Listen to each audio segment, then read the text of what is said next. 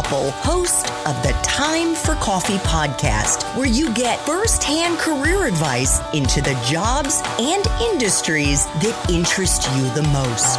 And before we start today's show, I have a quick favor to ask you. If you haven't already, I'd be incredibly grateful if you give us a rating and a review on iTunes. And if you're like me, you need to do it now because you'll forget later and because it's the best way to help others who may be in search of career advice to find this free resource. So press pause if you haven't done it and do it right now.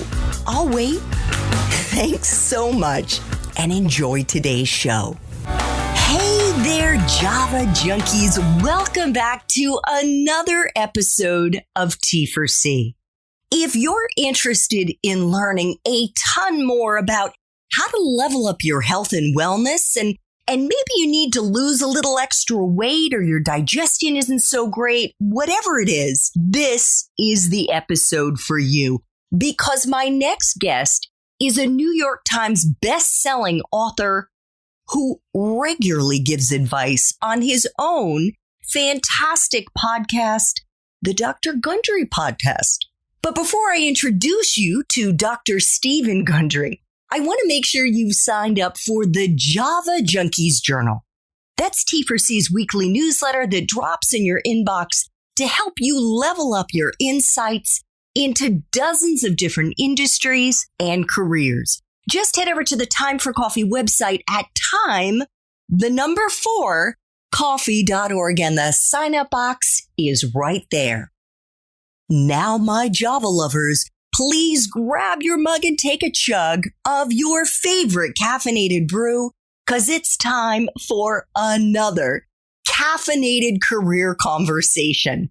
And my guest is Dr. Stephen Gundry, one of the world's top cardiothoracic surgeons and a pioneer in nutrition, as well as being the medical director at the International Heart and Lung Institute Center for Restorative Medicine.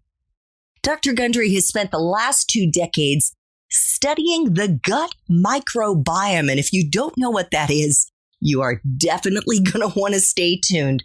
And he now helps patients use diet and nutrition as a key form of treatment.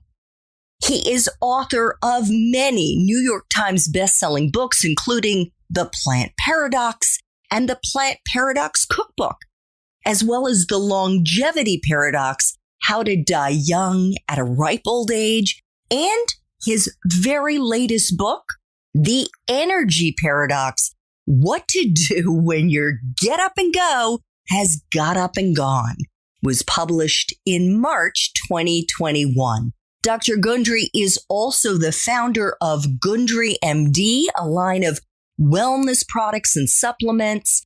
And 20 years ago, Dr. Gundry retired as a cardiologist to focus on teaching patients how to eat, guiding them on how to get ahead of the problem, not fixing it after the fact. Dr. Gundry, welcome to Time for Coffee. Are you caffeinated and ready to go with your massive mug there? I've got my massive mug of tea, which definitely has caffeine in it as well. And maybe if we have time, we'll talk about how good caffeine is for you. But great to be here, Andrea. Thank you so much. You almost said great to have you on the show because you're so used to being the host. So used to being the host of the podcast. Well, you can relax. I get to ask all the questions here. And I was also super relieved when I read in your latest book, The Energy Paradox, that you're not anti-coffee. Not at all. Well, before we get into the Energy Paradox, because this is a show, yes, it's about energy. I want my young listeners who are college students and young professionals to get insights into wellness, health, and self-care, because what good is it to have a job you love if your mental health, if your physical health sucks? But it's also about careers and how guests like you have navigated their professional journeys from college to career. So what changed for you that compelled you to quit this really good practice as a top cardiothoracic surgeon and pivot into this world of prevention? I mean, it was easy because I realized that instead of patching people up, I could empower people to never have to get patched up by me. And I could, I did 10,000 operations, but my books have now been read by millions of people. And at least from the feedback I get, I've changed millions of lives. But there was no guarantee that any of that would have happened. And the sad thing is, I mean, quite frankly, teaching people how to eat does not pay well.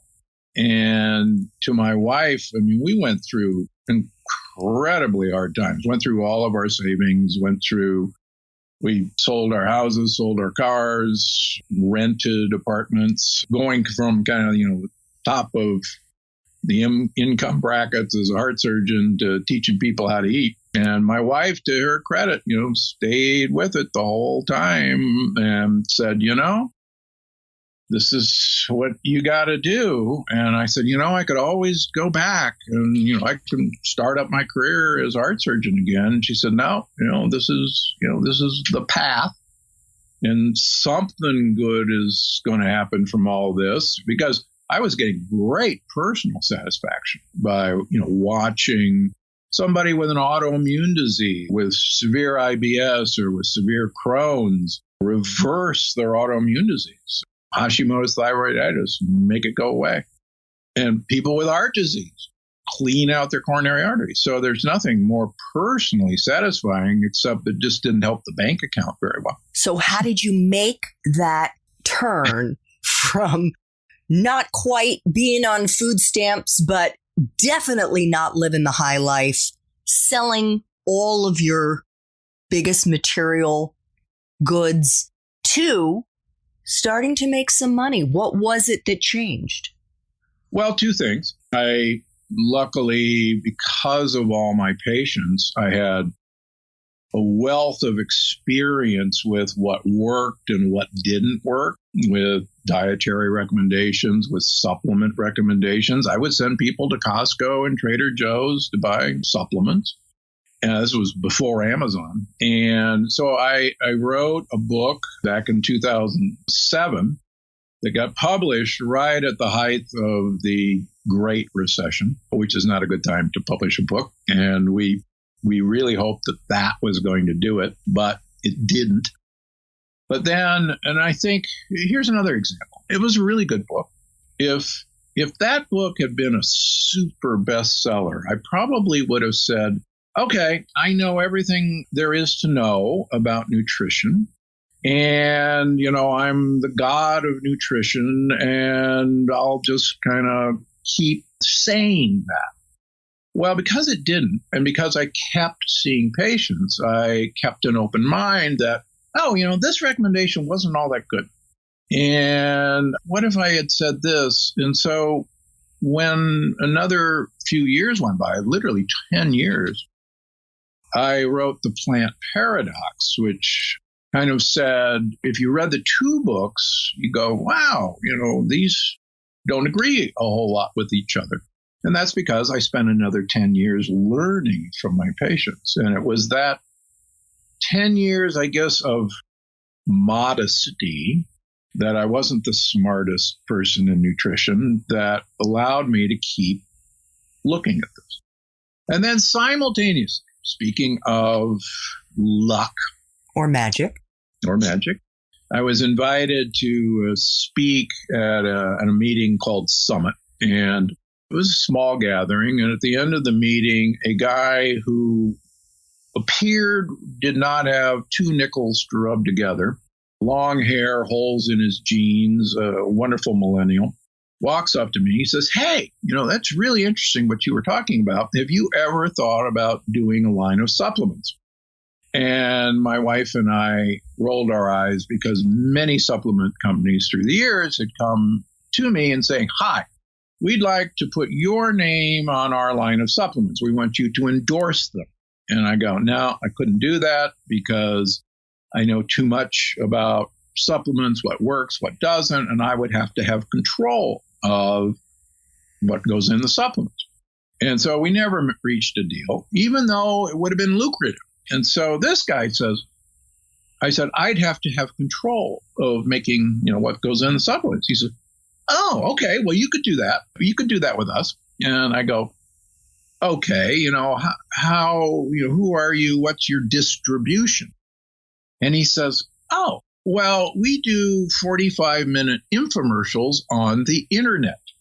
And my wife turns to him and goes, right. Who's going to watch a 45-minute infomercial on the internet? And he says, well, you might be surprised. And so we said, maybe we should look into this. So we signed a contract to come out with my first supplement. And now 120 million views later, Gundry MD, to our knowledge, is the largest internet-based supplement company in America. And kind of the rest is history. That's a fascinating story. Love it. Love it. So can you talk about your research that formed the foundation of the plant paradox, in which you got into something called lectins and what you discovered?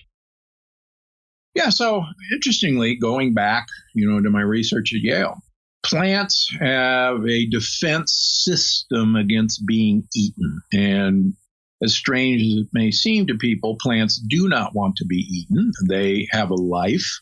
They do not want their babies eaten, their seeds, but they can't run, hide, or fight, but they're chemists of incredible ability. So they can produce a defense against being eaten that causes the animal pain, suffering, doesn't thrive. And one of their defense systems is a protein that are called lectins. And most people have never heard of lectins, but most people have heard of gluten. And gluten happens to be a lectin.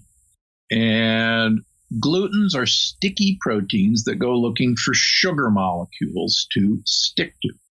And those sugar molecules line the lining of our gut. They line the lining of our joints. They line the spaces where one nerve talks to another nerve.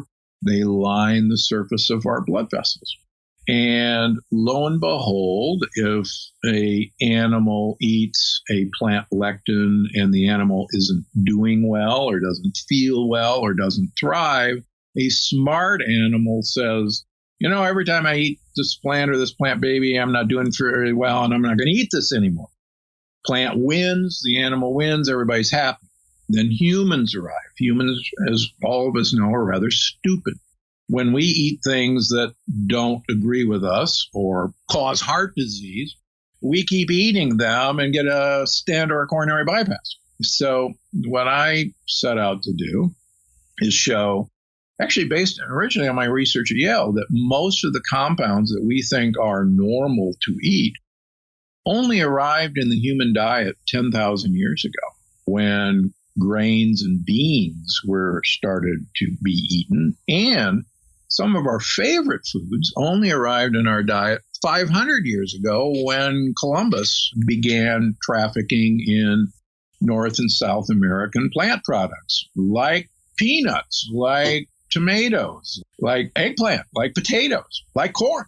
These are all modern foods with lectins in them that we, the vast majority of us, have never seen except for 500 years. So that was the basis. Thank you. So as you mentioned, lectins affect our bodies in not so great ways. Specifically, our gastrointestinal system. Maybe I shouldn't say specifically, but in addition to all the other parts of the body that you outlined there. And the gastrointestinal tract is also known as the gut. And there's something called the gut wall, which really is a misnomer because it's only about a cell thick. Why should we care, Dr. Gundry, if we have food particles that are permeating the gut wall and getting into our bloodstream? Great question.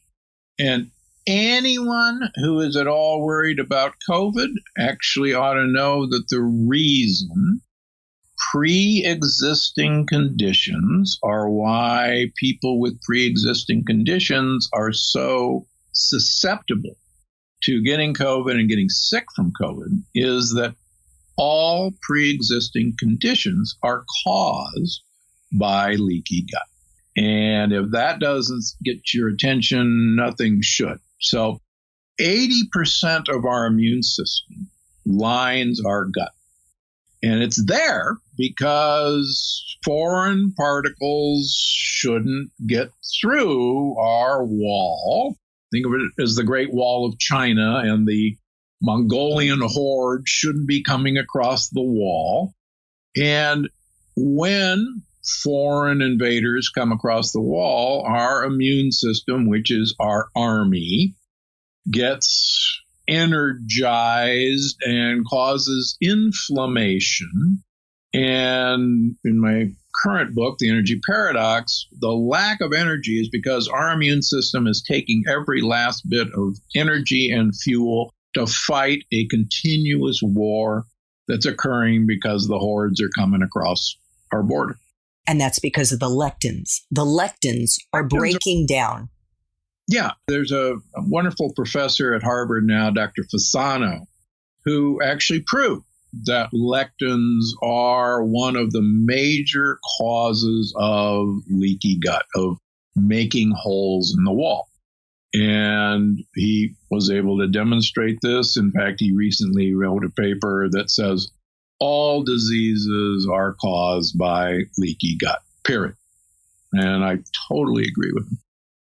So as someone who has been a passionate student of functional and integrative medicine for years, I'm talking about myself here, I thought I was eating a healthy diet, Dr. Gundry.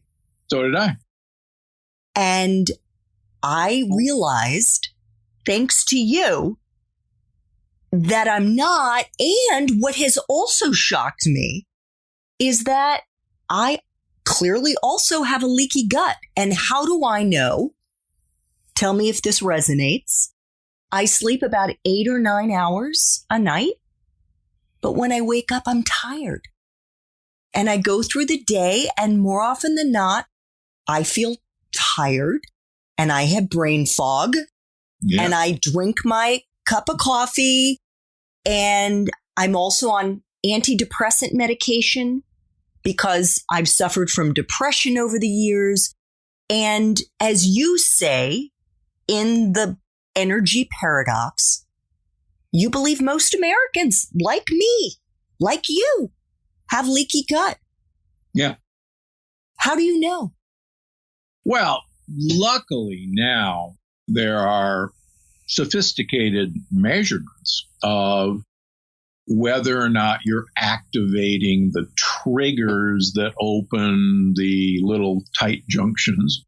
And you can show, I've published papers on this, Dr. Fasano's published papers, that if we remove the mischief makers that for most of us cause leaky gut, and we repair the wall of our gut, and the energy paradox teaches you how to do that, we can measure every 3 months, we do blood tests and show that, in fact, oh my gosh, it may take a while, but now, number one, your leaky gut is gone.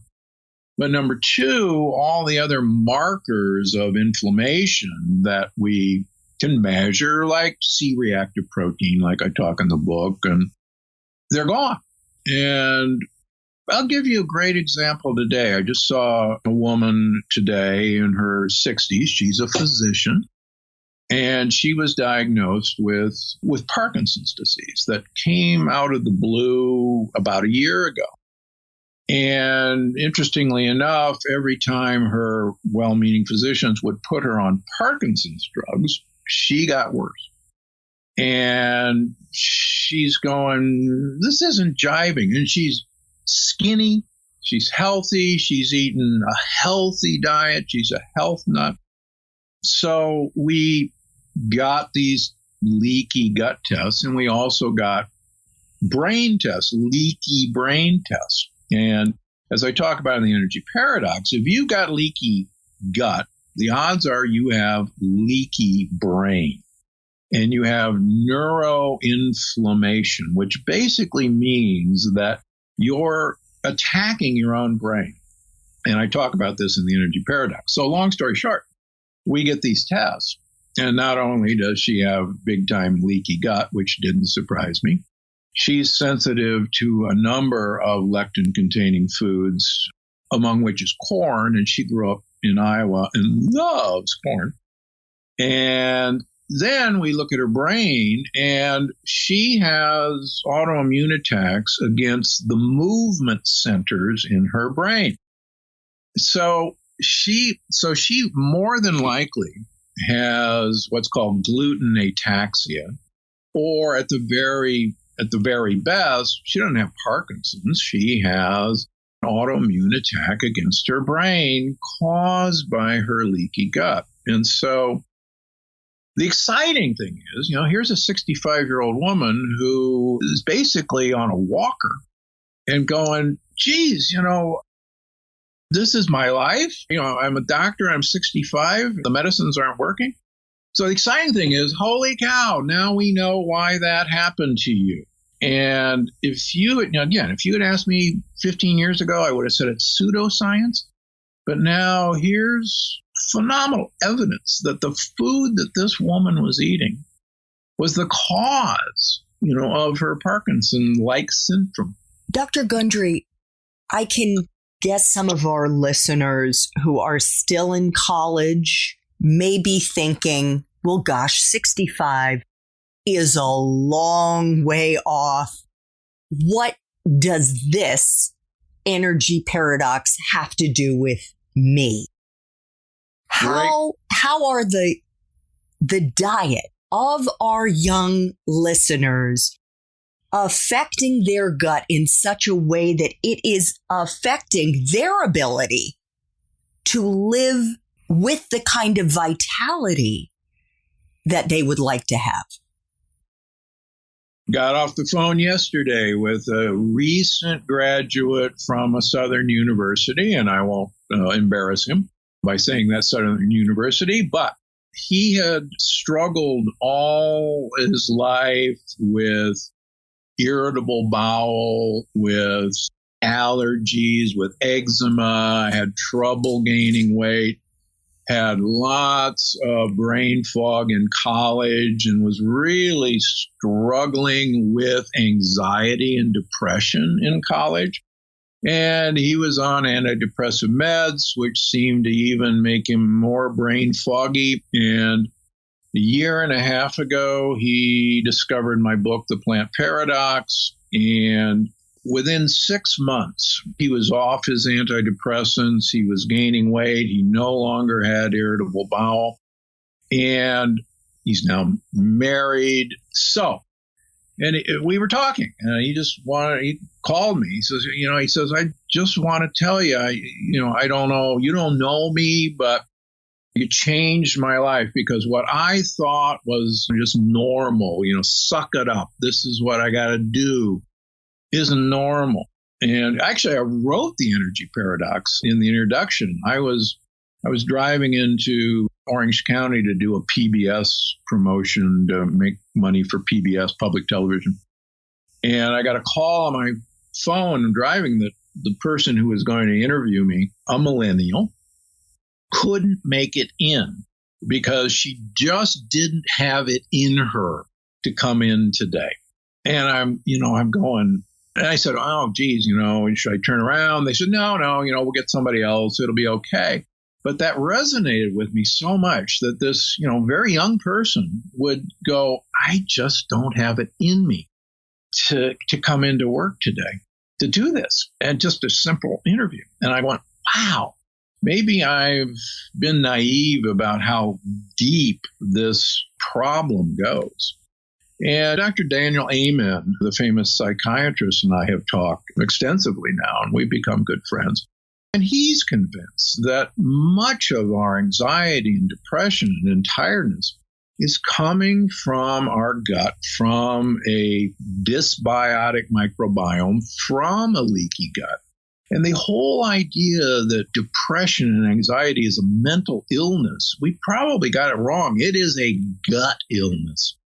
And the really cool thing is, if we gave more attention to taking care of these hundreds of trillions of single-celled organisms that live in our gut, it's amazing what they can do to take care of us. Fantastic. Well, I've also had the pleasure of interviewing Dr. Amen on Time for Coffee, and our listeners can check out the Time for Coffee website and just Google him to listen to his episode. Dr. Gundry, what are the do's and don'ts of the Energy Paradox Plan? So one of the most important things that I've written in all my books, it's what I tell you not to eat that's far more important than what I tell you to eat. And so really what you want to do is get rid of almost all grains except for sorghum and millet.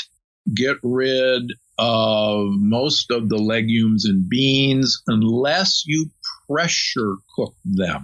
And they are entirely safe to eat.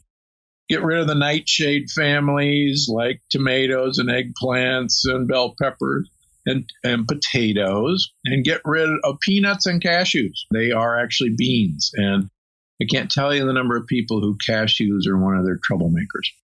The second thing is, the more I can get you to eat for what I call your gut buddies, the good bacteria in your gut, soluble fiber and resistant starches. So soluble fiber is present in, for instance, asparagus is loaded with soluble fiber.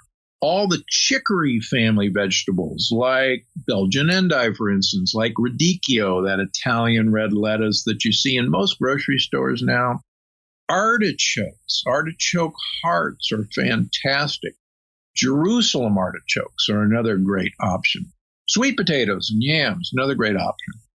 We're beginning to see lots of alternative pastas like cassava flour pasta instead of wheat flour pasta. So there's great options out there. The second thing that I think is most important is that the more I can have people reduce the eating window where they begin eating in the morning and they finish eating at night. And I call it time-controlled eating. Some people call it intermittent fasting. But the exciting research from both animals and humans show that if you really want to have perfect early and long-term health, the more you compress your eating window to 6 to 8 hours a day, the more wonderful things that are going to happen to you. It's actually dramatic, the things that happen. So the good news is you can have your coffee, black coffee. Don't put anything in it. If you have to put something in it, put medium chain triglycerides, MCT oil in it. But have your coffee and make it through to 10 or 11 or noon before your first meal. And the book teaches people slow but surely how to get to that point. I don't want you tomorrow say, I'm going to make it till noon and, I won't eat anything. You'll fall flat on your face. But go ahead and have your coffee. In fact, how we started all this, the ingredients in coffee may be one of the most health-promoting things that has ever been discovered. Ever. Yippee! What is that? So it's actually, I go into this a lot in my next book, which I'm just actually finishing up. But so I'll have to have you back for that. Yeah, there's some really cool caffeine does so much good for your little energy producing organelles, the mitochondria that I talk about.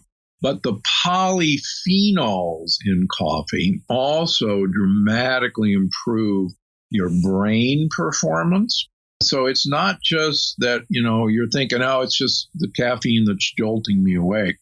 In fact, there's very good evidence that people who have 5 cups of coffee per day never get Parkinson's disease and have very minimal dementia as they get older. Well, wow. That is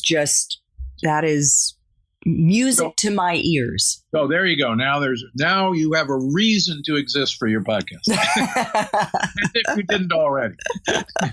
So 2 final time for coffee questions, Dr. Gundry, and I try to ask all of my guests these questions. Could you share a time in your professional life when you struggled? Now, you've already told us about when you quit your practice and got into nutritional education. That may be it. That may be the one.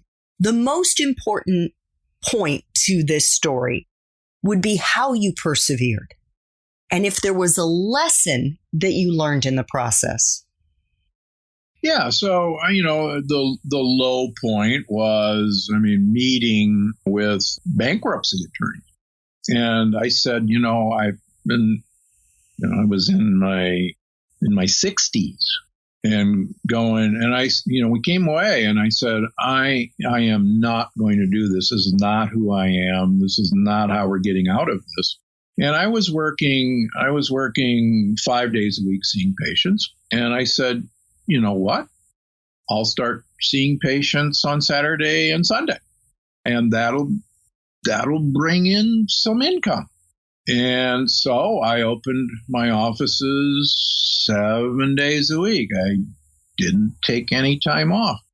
And that was enough to tide us over. Now, the interesting thing is, obviously, now with best-selling books, etc., but I still see patients on Saturdays and Sundays. Why? Because number one, it's become a habit. Number two, I'm still like a kid in a candy store. I can't wait to see a patient and watch them hopefully take this knowledge and turn their life around. So why wouldn't I, go into work on a Saturday and Sunday to do that? So I work 7 days a week. What do you think the takeaway lesson is from all of that? Never give up. Never give up.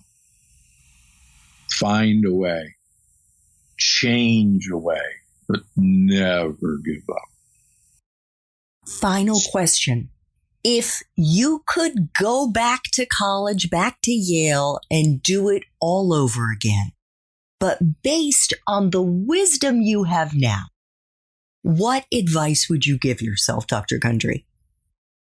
So, believe it or not, I don't think you can plan things as well as you think you can plan things. And be open to surprise. I think that's the lesson. Most people probably over-plan things and don't allow themselves the opportunity for surprise. And I can tell you, all of my books, when I set out to write them, I had a plan, I had an outline, and very rapidly with each of my books, the plan and the outline basically got torn up because I would find a surprise that I did not know, that I did not plan, and I like to go down rabbit holes. And the surprises actually were far more important than even in the energy paradox. There were so many surprises that the initial plan was torn up. Well, I think that is a beautiful note on which to end, because life is full of wonderful surprises, even now, as we are hopefully coming out of this health pandemic. We're doing this interview towards the end of March 2021. there are some magical things that are going to happen to our young listeners. 100%, if they're open to it and if they keep persevering. Dr. Gundry is the host of the Dr. Gundry podcast. You got to check it out. It is terrific. He has amazing guests. And his newest book, which I have a hunch is going to be another bestseller, is entitled The Energy Paradox. What to do when your get up and go has got up and gone. Dr. Gundry, I want to thank you so much for making time for coffee today, even though it was time for tea, with me and the T4C community. This was just wonderful. Andrew, thanks so much for having me on. And good for you for doing this and helping all of our young listeners. Thanks so much for listening to this latest episode of T4C. And if you're interested in learning more about my coaching services for confused college students and recent grads, feel free to check out the Time for Coffee website under the coaching tab at time4coffee.org or text me at 202-236-5712. That's 202-236-5712.